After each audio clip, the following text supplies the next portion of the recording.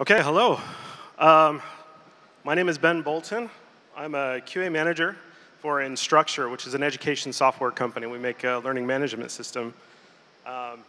And I want to thank the Hungarian Testing Board and HUSTEF for allowing us to be here and to present today. I want to talk about web accessibility really quickly. When I first arrived at Instructure, I didn't even know what accessibility testing was. It was a new area for me. But as I've come to get to know it, it's become an important part of our testing. Accessibility is assistive technology that allows computer use for everyone. Now, who here wears glasses? Raise your hand. So glasses are a pretty simple example of an assistive technology that help you perceive the world. And accessibility tools do the same thing for users that are impaired in some way or have a disability.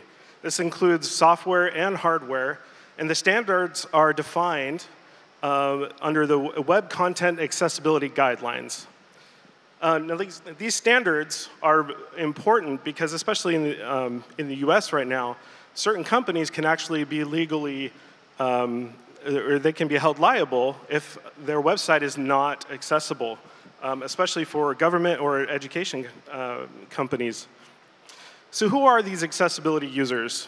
These are people that have been impaired in some way, whether they're through touch, sight, hearing, or with their speech, either a temporary or a permanent disability. At the core of it, we need to be mindful of these users. We need to, at the core of our design, we need to be consistent in our workflows and make sure that they are inclusive of everyone. It's much like building an elevator in a building. The elevator needs to be at the core of every architectural design.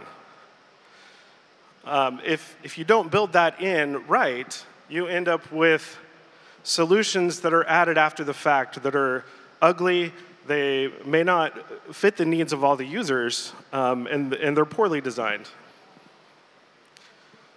So since this is a QA conference, how do we go about testing this software?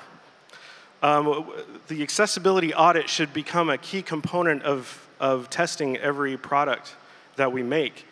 And some of the key things that we should be looking for is the ability to use a screen reader to take in information, the ability to use keyboard navigation on our website, the color contrast ratio for those that are sight impaired. And this is something that we should do end-to-end before every release of our software. And there are really some exceptional tools out there that can help us with this. So what is a screen reader? Screen reader is simply technology that translates all of the on-screen controls into auditory information that the user can hear. This makes it possible for those that are legally or even fully blind to take in the information on the website, as well as those that might have dyslexia or other learning disabilities. And there are a number of different screen reader tools for various browser combinations. Keyboard-only navigation is an imperative tool to allow alternative use of the computer for those that can't use a mouse. From tabbing between fields, closing modals and dialogues with the escape key, and hitting enter to submit information. We need to make sure that the navigation through the keyboard follows a logical and intuitive order so that people don't get lost on the page. Color contrast is one of the most important for those that are sight impaired. Bad color contrast ratio can make it nearly impossible to take in the information on the page. What's even more important is that we cannot rely on the use of color alone to convey important information on a web page. Beautiful design allows for color contrast ratios that are easy to read and beautiful to look at.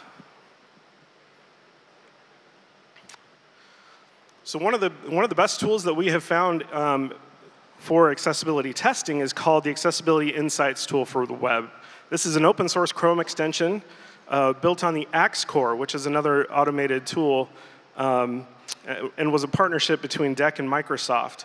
It also has ad hoc tools and error visualization that make it really easy to not only run automation, but manually test for accessibility on your website. And there's a link there that you can follow to access it. So please keep that in mind as you are building your websites. Thank you for your time, and enjoy the conference.